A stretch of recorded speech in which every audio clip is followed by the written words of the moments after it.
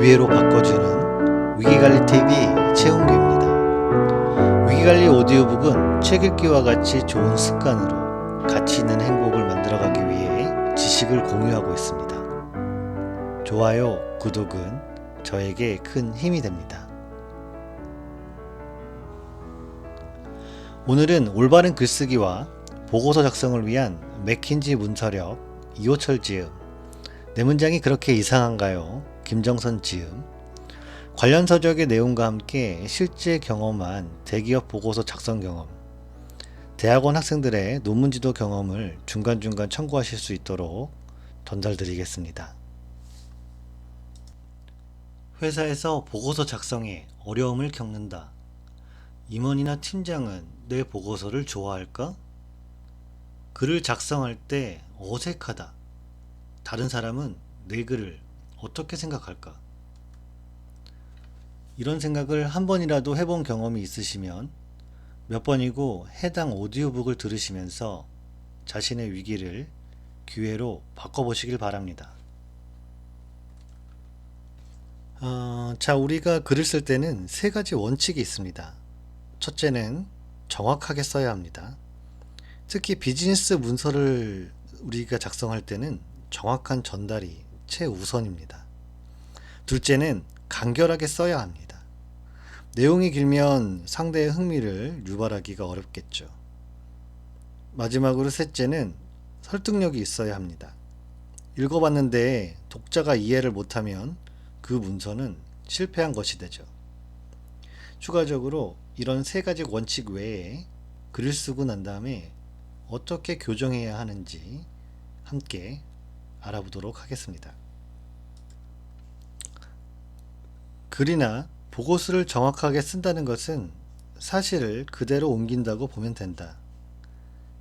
읽는 사람이 현장에서 본 것처럼 구체적이고 객관적으로 쓰는 것이다. 방법으로는 육하 원칙을 사용하고 객관적인 표현을 쓰고 사실과 의견을 구분하여 기술하는 것이다. 육하 원칙을 사용할 때는 어떤 사실을 상대에게 정확하게 전달하기 위해서 육하 원칙에 의해서 전달하게 되면 상대는 쉽고 정확하게 이해할 수가 있겠죠. 그래서 OW3H라는 방법들이 사용되고 있습니다. What, 무엇을, When, 언제, Where, 어디서, Who, 누가, 목표 대상이 무엇인지, Why, 왜 그런지, How, 어떻게, 얼마나 내용들을 살펴볼 수 있는지에 따라 육하 원칙을 사용하는 것이 좋습니다. 보고서를 작성하다 보면 애매한 표현들을 쓰는 경우가 있습니다. 이러한 표현들은 객관적인 표현으로 바꾸어 사용하는 것이 좋습니다. 이렇게 객관화하는 방법에는 세 가지가 있는데, 첫째, 구체적인 데이터를 제시할 수가 있겠죠. 형용사나 부사 표현을 최소화하는 것이 좋습니다. 둘째, 비교 기준을 제시합니다. 비교 기준이 없으면 주관적인 내용으로 인식되기 때문에 해당 보고서에 의문을 계속 가질 수밖에 없습니다. 셋째, 판단 근거를 제시합니다. 판단은 주관적이지만 근거를 제시해서 설득할 수 있어야 합니다. 예를 들어 상반기 판매 실적이 매우 뛰어났다. 이 표현을 객관적인 표현으로 바꾸면 상반기 판매 실적은 1억 원으로 동기 대비 12% 증가했다. 와 같이 바꿀 수가 있을 것입니다. 마지막으로 사실과 의견을 분리해야 합니다. 사실이라고 하면 실제로 일어난 일, 현실에서 존재하는 것, 맞는지 틀린지를 증명할 수 있는 것.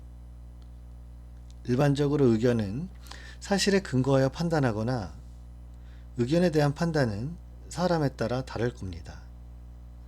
사실과 의견을 명확히 구분해서 써야 어디가 사실이고 어디가 의견인지를 분명히 할수록 객관성을 가질 수가 있습니다.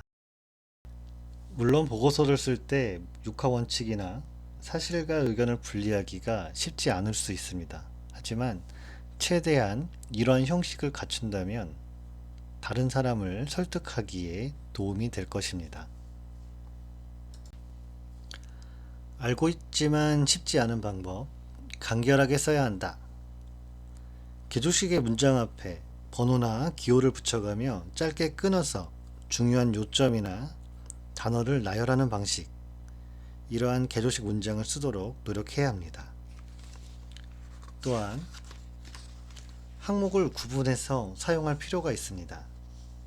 간결하게 썼다고 해서 상대가 쉽게 이해하는 것은 아니다. 유사한 것을 묶어서 항목을 정리하여 작성하는 것이 매우 중요합니다. 항목 정리가 되면 체계적인 번호를 붙여 이를 기록하는 것이 필요합니다. 그리고 반복을 줄이고 중복을 줄일 수 있죠. 단어의 반복은 어휘력이 부족하면 나타납니다. 때문에 의미상의 차이가 나지 않으면 다른 단어로 교체하고 꼭 필요하지 않는 단어는 삭제할 수 있습니다. 구절의 반복은 표현을 다양하게 하지 못하고 같거나 비슷한 구절이 되풀이되는 것입니다. 이러한 것들은 문장을 단조롭게 하기 때문에 문맥에 맞추어 다른 표현으로 바꿔주어야 합니다. 또한 의미를 강조하려다 보니 내용상 동일한 것을 반복하게 되죠. 눈에 바로 띄지는 않지만 문장이 늘어지고 읽는 속도가 떨어져서 상대편으로 하여금 지루하게 만듭니다. 이런 해결 방법은 간단한데 어느 한쪽을 선택해서 표현하고 다른 쪽은 삭제하는 방법이 이를 해결할 수가 있습니다. 글은 설득력 있게 써야 합니다. 설득력 있게 쓴다는 것은 상대의 관점에 맞춰 작성하는 것이고 상대의 가치 기준에 맞게 쓰는 것입니다. 문장을 쓸 때는 명사는 통일되게 작성하는 것이 좋습니다. 보고서를 쓸 때 앞에서 실행과제라는 용어를 썼다가 뒷부분에 실천과제라는 용어를 쓰게 되면 보고서를 보는 사람으로 하여금 해당 내용이 헷갈릴 수가 있습니다. 전문용어 수준도 전문용어 사용도 최대한 자제가 필요합니다. 일반적으로 중학교 2학년 정도의 어떤 수준을 간주하고 보고서를 작성하면 듣는 사람으로 하여금 이해도를 높일 수가 있습니다. 지시어 사용을 줄이고 동사는 다양하게 사용하는 것이 좋습니다.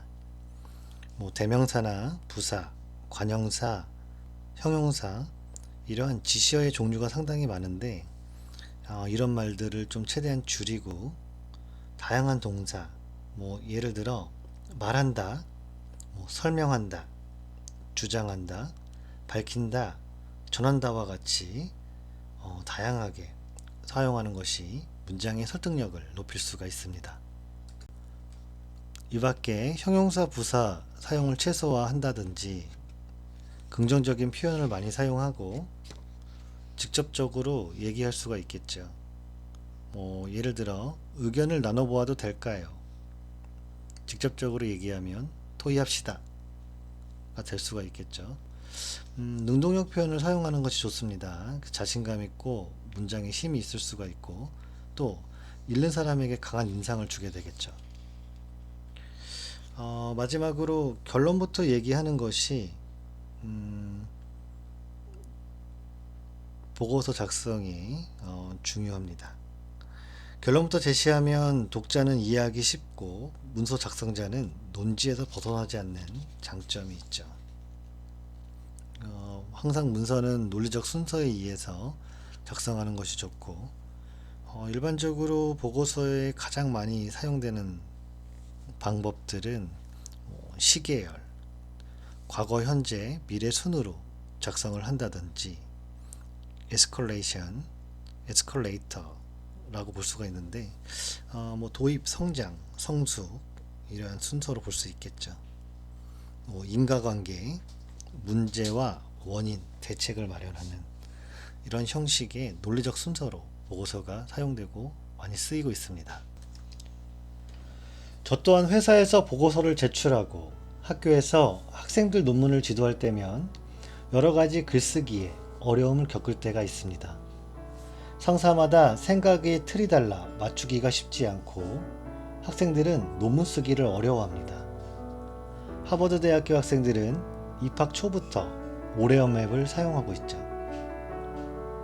opinion, reason, example, opinion.